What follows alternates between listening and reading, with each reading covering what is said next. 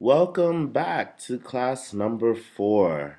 Today we're going to review some of the trades we put in yesterday, and we're going to also talk about risk management. So let's take a look here. This is the account we had open yesterday, and we made a couple of trades. And normally we would make a number of trades. We would make 10 trades, 15 trades, and so on and so forth. So today, let's take a look at what happened. So we traded the euro and the USD. This is the summary. And we also traded the euro and the JPY. And those were the only two trades we created yesterday.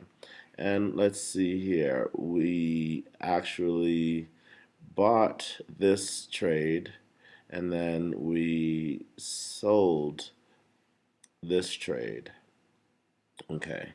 Now, up here, let's see. Oh, okay. So we made $340 today. We've earned over $550 with our trade. Now, so in terms of risk management is concerned, we really didn't implement any risk management here. Let me go to the Euro JPY here. And I'm going to close out this trade because it made me a pretty good amount of money. It made me, let's see how many points that I earned. There we go. Okay, so it looks like we earned 33 points. Now, on this trade, we bought 100K. That is something that I was just doing for an example. It's not actually the best way to go about your first trade. So let me close this out. 33 points for now is fine. Let's review what happened though. Let's take a look at this trade. I actually want to close this trade too. Yeah, I can close this trade. Let's just start from scratch. All right. Close. Remember, if you want to see the charts bigger, you want to close all of these different windows. Let's get our stochastics back. And okay. Very good. So, we must have sold this trade because it was on a downward trend and it kept on going down. And so this is the weekly chart. And the monthly chart was going down as well, right? So it continued its downward movement. The weekly is clearly moving down. The daily chart is clearly making its move down. You see here, this is a divergence here. It looks like it's going to make a nice, strong move down. If I wanted to, if I were trading this, actually, I would definitely stay in this trade, but this is specifically for demonstration purposes. So this one, it looks like it was heading up, but then because of the pull from the monthly, the weekly, and the daily, that 4 hour did start making its way down again. So we did make a good choice of getting in right away. All right, so let's talk a little bit about the how you're going to trade because I want you to start using your own money eventually. And let's go back to the default layout. That'll bring us right back to what it looked like before. Okay, here we go. Let's talk a little bit more about risk management. So what I'm going to focus on here is over here on the right side where it says accounts, where it has your account balance, your equity, how much you made this day, and your usable margin percentage. All right, so here's what we want to do. We want to trade in such a way where we're not risking all of our money all at one time. So the first thing I want you to understand, I never want you to go below 50% of your usable margin.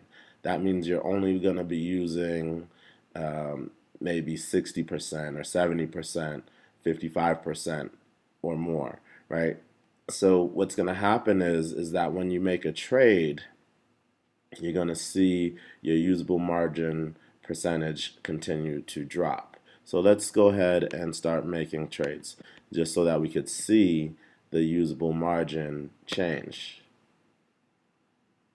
Oh, that was an entry order. I did not want to do an entry order. I want to do a market order. Okay, so boom, I'm going to buy 1K of each one of these currencies. Now we have 99.97% usable margin. I'm going to create another market order here, and I'm going to buy 1K. Notice as for every single one of the market orders that I create, I actually lose percentage of my usable margin. But when you're doing 1K trades, which is one thing I'm going to talk to you a little bit about in just a minute, but when you're doing 1K trades, you're really not extending yourself too far. Okay, and here's another one: Great British Pound, New Zealand dollar, and Aussie dollar, New Zealand dollar. And we'll do a couple more. Now, obviously, we haven't researched these trades. We haven't taken a look at any of these charts. This is just for demonstration purposes. I'm pretty much buying all these currencies so that you can see the kind of change that happens in your percentages. All right, so we purchased 1, 2, 3, 4, 5, 6. All right, now we bought 13 trades. That's probably around the amount you're going to be buying every trading session, somewhere between 13 and 20 or so. Now, what is my usable margin? 99.59%. Now, what I could actually do now that I have plenty of margin and I've been watching these trades and I'm liking all these trades, so I actually can buy more of these trades. So let's go back into it and we can actually go in, create another market order and buy 2K because I'm feeling good about all these trades. And that 2K that I added is added to the initial 1K that I purchased. So now I'm trading 3K. So I'm going to do that with all of them again so that you can see the difference in the usable margin. Buy 2 more of the Great British Pound, Swiss franc. Buy 2 more of the euro versus the Aussie dollar. Okay, and 2 more of the euro versus the Canadian dollar. Okay, and I'll continue to do that. Create a couple more market orders here. Remember, they're not entry orders. That's something we can actually go ahead and talk about later on as we have more advanced conversations in the future. Aussie dollar, and create another one. Aussie dollar, New Zealand dollar. Okay, so notice again, here I am at 99%. So I haven't even used 1% of my usable margin. Okay, now, once you're comfortable and you're happy with how that 1K went and you're happy with that 2K trade, sure, maybe now you can start doing 10K trades. If you're satisfied that the monthly is strong and you're satisfied that the weekly is going strong and it's been doing what you want it to do. And so now here we are multiplying our money, going to a 10K trade. The 4-hour is moving in the direction in which you want it to go. And so now here I go, just keep on adding more. So I made a few more trades and now we're at 94.36% usable margin. And here's what I want to point out, you guys. The point is that you are unlikely to start with $50,000 in your main account when you actually start having a real account with your own money. So let's say you have $250 or $1,000 here. When you make a 1K trade with only $1,000 in your balance, it's actually going to use up more usable margin. That's why you want to keep close track on what is your percent usable margin. With a $50,000 in your account, yeah, when you make a 1K trade, it only is a couple of percentage points. But when you have $1,000 or $250 in here, you really could only make 1 or 2 trades, maybe 3 trades with $250. If you were using closer to like 10,000, you could probably purchase a lot more trades.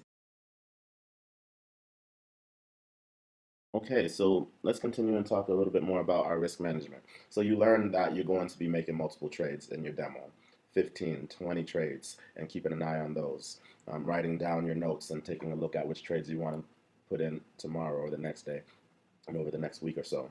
And then you're going to keep track and make sure that your daily, your weekly, and your monthly are still following the same path in which you had felt that they were going. So when you are trading, I want you to use your best judgment and pick trades that are specifically looking just like this, where the monthly is strong on the upside if it's a buy, or strong on the weekly side, strong going up on the daily. And watch it. Watch for the 4 hour to get to where you want it to be. Then get involved in that trade. And then watch it again to see if that 4 hour is over on the other side. And you can get out of that trade and wait again until it comes here. That would be the best way to manage your risk, is to watch that 4 hour and continue to make sure that it's in line with the other three charts, and getting out when it's not in line with the other three charts.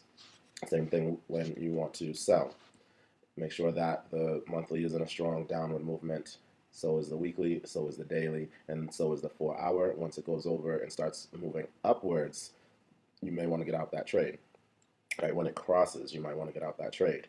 Okay. However, it will continue to go around and around, and you'll see you could leave it in there over a long period of time, 3 days, 5 days, and just let it continue to do its orbit while these are still in a strong downward position. But to manage your risk, I recommend that you get in when it's strongly moving down, when it crosses, to get out.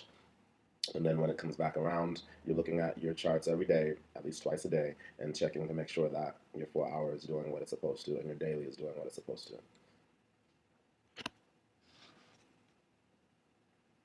So remember this chart here, where the 4 hour is no longer on the same side as the other three charts. I would have said, right here, when it crossed, you could get out, and when it comes back around, get back in.